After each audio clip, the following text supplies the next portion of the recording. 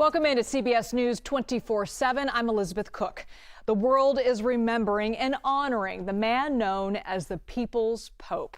Pope Francis died today at 88 years old, and his death came just hours after he made his final public appearance on Easter Sunday, delivering a message to the crowd through his aide. The first Latin American pontiff was known for his humble style and concern for marginalized populations.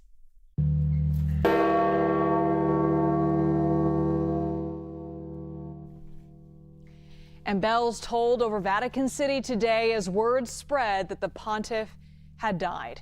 And we're seeing Catholics pay tributes to the Pope from around the world, from the UK to, of course, his native Argentina and the Philippines. And Pope Francis battled a number of health issues in recent years. This is the Pope from last month making an appearance from a window from his hospital room in Rome. And he spent 5 weeks in the hospital with bronchitis that turned into pneumonia in both lungs. He marked the 12th anniversary of his papacy from his hospital room. Now, turning now to the CBS News papal and Vatican contributor and consultant Delia Gallagher reporting for us from Rome. Delia, what kind of reaction are you seeing from where you are? Well, Liz, as you can imagine, it is a somber moment here in Rome, certainly compared to the crowds and the cheering that we saw yesterday with the Pope here in the piazza. It's hard for everybody to get a grasp on the fact that he is gone. Many tourists are here, of course, for the Easter season, and they are continuing to come to St. Peter's Basilica. But, of course, the Pope is not inside the Basilica yet. He will be there on Wednesday. He will be laid in his coffin in about an hour's time in his apartments at Casa Santa Marta.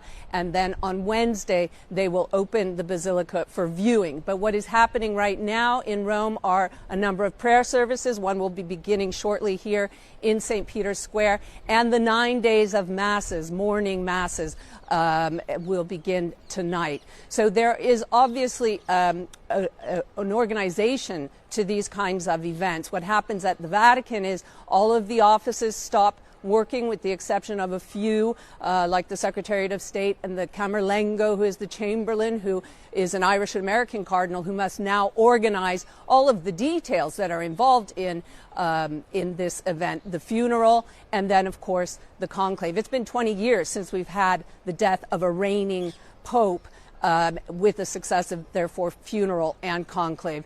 So there is a lot to do in the next few weeks here at the Vatican. I can only imagine the moment you wake up on Easter Monday, just after less than 24 hours after you saw the Pope speak to followers there on Easter Sunday. It must have been just amazing to hear those bells toll.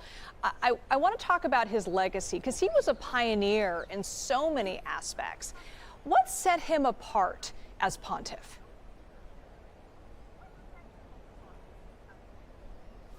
Well, I think we got it right from the get-go with his name Francis, right? I mean, he chose for the first time this name of the saint of the poor. And that was clearly what his mission was about, even before he became Pope, as we know. But certainly throughout this pontificate, his idea was to raise up the poor, raise up the marginalized, make sure that people in wealthier countries, people in positions of power, and Catholics especially, kept in mind the poor and worked for social justice for the poor, but most importantly on a kind of pastoral level. As I say, that's what Francis showed. You know, he used to say, if you give money to a poor person on the street, and you just sort of throw it in his hand, but you don't look at him, or you don't say hello, or you don't take a moment with that person, then it's no good. So he would give lots of kind of examples, and of course exemplified that himself in all of his travels. And whenever he would meet with people, he would take the time, most especially with the poor and the marginalized. And I think that really, he understood that as his top mission. Liz? So what's next, Delia, for the Catholic Church? You know, there's a couple of weeks of mourning and then the eventual burial and then conclave begins. But looking even further down the road, given the pontiff's legacy, what's next as the church moves forward from this? Well, look, it's a really crucial time for the Catholic Church right now, Liz, because Francis, aside from his legacy, obviously, of a return to gospel values, with the poor, which you could say arguably any pope would support. He was also a pope who wanted to include more of the laity. He had these synods where people would come together and try and involve lay people, therefore non-priests, in decision making. He was a bit of a rebel when it came to church organizations and organizations in general. He was kind of an outsider, and he didn't really like a lot of the kind of top-down hierarchical things, which is what the Vatican, has always stood for and has always operated on. So it's an important time to see whoever the next pope will be, whether he carries on those kinds of reforms like structural, certainly as far as the outreach, one can expect whether a conservative or a progressive pope will still carry those kind of gospel values forward. But more importantly, probably when it comes to some of the decision-making things that have been going on within the Catholic Church, we know there has been some resistance with conservatives and Pope Francis seen as a more progressive pope. So we'll have to see who the new pope is to understand really how much Francis's vision of the Catholic Church will continue. It'll be interesting to watch that. Delia Gallagher, thank you so much for that insight. Great to see you. All right, let's get right to CBS News correspondent Nikki Patish. She's reporting from St. Patrick's Cathedral in Manhattan. New York City, of course, having one of the highest concentrations of Catholics here in the U.S. Nikki, how are people there reacting to the news of Pope Francis's death? I know the bells were just ringing just moments ago. Yeah, we could hear the bells ringing. This morning the bells were rung 88 times, one time for each year of Pope Francis's life to honor him. There was a 7 a.m. mass dedicated to him this morning, led by Cardinal Dolan here of New York. We've been speaking with worshipers all morning, more and more people filling this church, paying their respects, really from all over the world, because of course there are a lot of tourists here too. We spoke with one woman who was a Protestant who said she became a Catholic simply because she loved Pope Francis. We asked, what would you like to see change as we look forward to a next pope? And she said she'd really like to see women have more leadership roles in the church. I was speaking with a couple who happen to be here on vacation from Ireland. I said, what do you think of Pope Francis? They said that they just loved that he was a good man, that he was simple like us, and that he didn't, quote, wear frilly shoes. I said, anything you'd like to see from this next pope? They said really just even more openness to change. So some variety in what we're hearing. Many people here paying their respects, as you would expect. And Nikki, earlier, the Archbishop of New York, Cardinal Dolan, spoke there this morning. I want to play a clip from that and then check back in with you after that. He taught us at the end by allowing us to watch him die. He taught us that who we are is more important than what we can do. He couldn't do much. He could barely raise his hand yesterday, did you see? He could barely speak.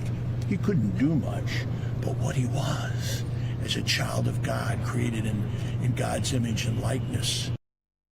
Earlier today, I heard Cardinal Dolan talk about just how remarkable it was, the timing of Pope Francis's death, the morning after Easter Sunday, after delivering that remarkable address. What else did we hear from Cardinal Dolan today? Yeah, elaborating on that, and honestly, it was my own reaction when I learned the Pope's passing. Wow, the day after Easter, and Cardinal Dolan said this morning, the Pope himself could never even have choreographed this any better, the timing and the power, really, of the timing of his death.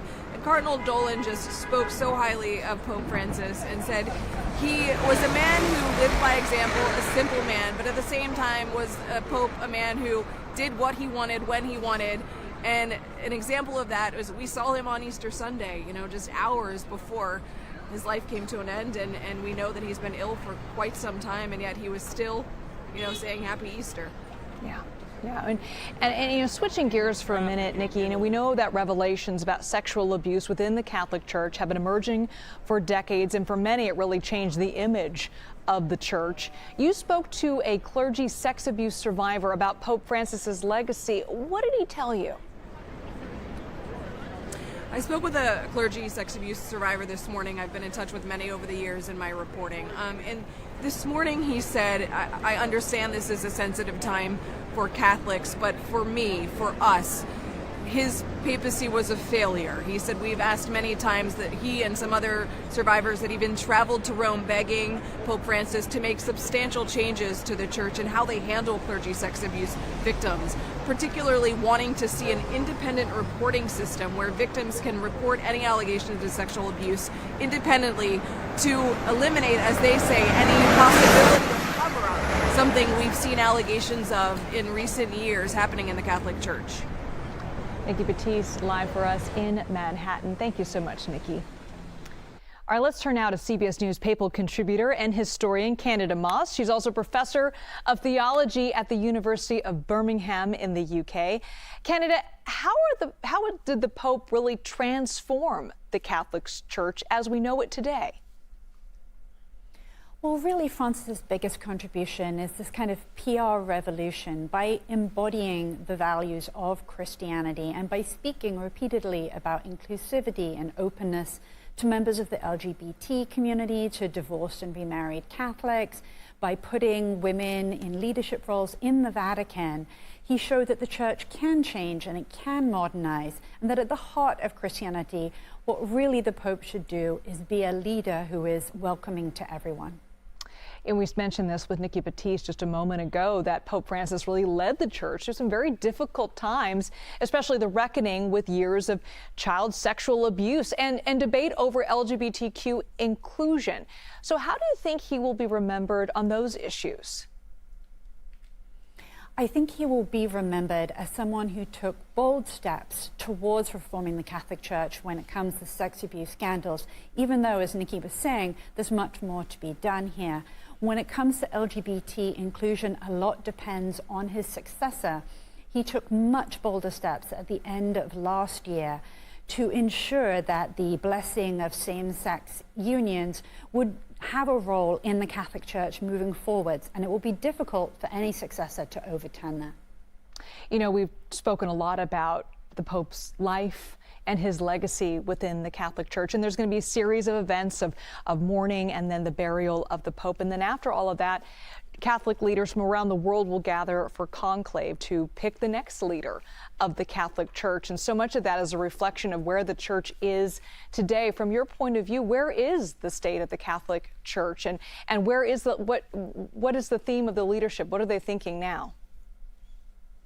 Well, one of the things that has really emerged in the last few years is just how polarized the Catholic Church is between conservatives who have been concerned about Pope Francis supposedly confusing the Catholic laity with some of his moves, and with progressives who want to see Pope Francis do more. So as we look to the new conclave, what we will see is really a referendum on Pope Francis's legacy and on his papacy. He appointed the vast majority of the cardinals who will be electing the next pope, which might lead you to think, well, perhaps we will see a Pope Francis Part 2. But actually, no, he appointed cardinals with a wide variety of viewpoints and perspectives. And what we'll see coming out of conclave is a pope who will have to decide, is he going to cement Pope Francis's legacy, or is he looking to take the Catholic Church back to where it was under the rule of Pope Benedict? All right, Candida Moss, thank you so much for joining us. Thanks for having me. As we send you to break, let's take a live look now inside Westminster Abbey in London, where Catholics now attending Mass and paying tribute to Pope Francis. And we will continue to cover the life and legacy of the Pontiff right here on 24/7.